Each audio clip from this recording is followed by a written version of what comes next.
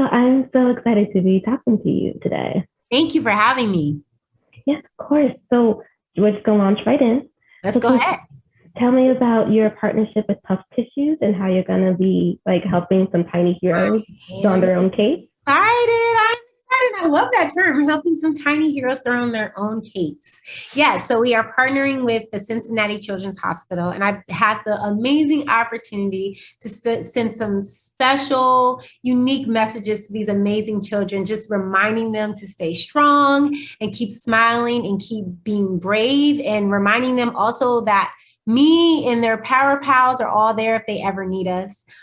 It's just been such a great opportunity. I feel like it's completely in alignment with, honestly, everything that I love about what I do. You know, as a superhero, we do it for children. You know, we do it for our fans, but we do it for kids specifically so that they can be reminded that they are a superhero, that we are them and they are us, you know? And this opportunity is giving me that chance to go in there and personally talk to some kids and kind of like empower them and encourage them. So it's been a lot of fun. I think that's wonderful. One of the things that I like about the partnership is that like the children are going to be able to have their own personalized comic book covers, so they get to see themselves represented as superheroes. Isn't that cool? It's very, very cool. So did you ever imagine that you would one day become a superhero? Maybe not when I was a kid. Well, I would say this. I remember when I was a kid and I was growing up with my cousins, we'd have these like challenges and we'd all find things around the house to kind of dress up as our favorite characters. And I was like a huge Storm fan. And so I did my best to dress up in my silver, like Storm, my white and my silver, and then go challenge my cousin who would dress up however he was dressing up. And that was kind of like our thing. But yeah, I don't, yeah. So I feel like that's like the opportunity that I had. But then as I got older and as an actor, I got excited because I realized that there's opportunities out there for me to pretend to be one, even as an adult on screen.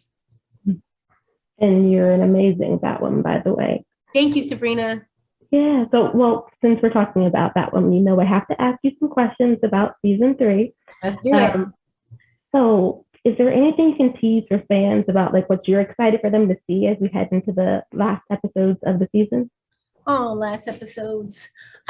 So I'm excited about, first of all, the next episode is going to be really epic. There is a lot going on. We're bringing back an old villain, which is Victor Zsasz.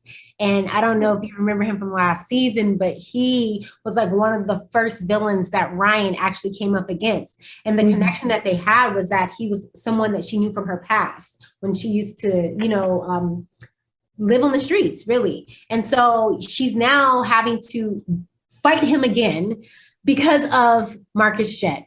Marcus Jett has done something that has allowed Victor Zsasz to have access to Batwoman, to Ryan. And it's going to be a really epic episode. I'm super excited because my co-star, Cameron Johnson, is directing it.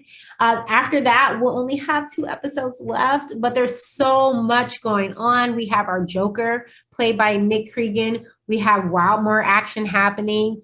We're finally getting Mary back from Poison Ivy. And then we still don't know if we can trust Jada Jett. So I'm really excited about these next few episodes for everyone to see what we've done. Well, it's been a lot. Like Ryan's had to deal with so much. Like tired. Very tired. Even I feel like it's been affecting her mental health too. So like, what are your hopes for Ryan moving forward once we get past this craziness? It's interesting because I don't know if Ryan wants to take a break. I think that she has found her calling and that's her focus. And so maybe next season we'll finally see her take a break, but it won't be this season. My hope for Ryan is that she does find some type of way to take a breather, but I don't see it happening because I know how this season ends. And yeah, Ryan needs a break. In for more wildness then. Yes. Well, you said there's more for Wildmoore though. So like, what can you tease about that romance? Because people are loving it. First of all, I'm a spoiler queen, so I don't know what I can say and what I can't say. But I will say that it's definitely a slow burn. And just because we got what we thought we wanted, which was the kiss from last episode, it's not going to be an easy win. So we'll see what happens. Oh, okay. I'm not sure the fans are looking forward to that slow burn because they want it right now. I can tell. I will assure them though, I think slow burns can they give you a journey. And I think Ryan and Sophie are built for a journey. Yeah, I agree with you. I think that when you watch shows, if they make them happen too quick, then you feel like it's forced. And what I love is that 2 full seasons is a long time for 2 characters that do care about each other to finally come together. That's true. And then in the Armageddon crossover, they were married. So perhaps wedding bells at some point, maybe fans can hold on to that. Geez, let them date first. Yeah, I know. First date first, then proposals. So, what was my other question? Oh, I remember. So, for speaking of the crossover, would you want to return to the Flash one day, or do you want to be on another Arrowverse show for a crossover? I don't want to pick or. I want both. I want to return to the Flash. I can play with my friends over there, and I want to go check out some other Arrowverse shows.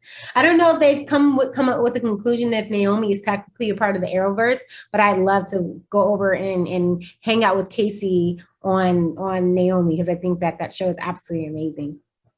It's just gotten started, but it's so good. Getting started. And just the right kind of weird, since she's figuring everything out. Especially for like a sci-fi geek like me, like that show is just right up my alley. That'd be pretty cool. I like fingers crossed for that one. Yes. And then last question. So can we get excited for a Batwoman season 4? Like, is there hope for one? I hope so. I hope so. I can't confirm it, but I hope so. Okay, well, I'm rooting for you, and I know we all are rooting for you as fans of Batwoman. So it's been lovely talking to you, Javicia. So nice to talk to you, Sabrina. Thank you.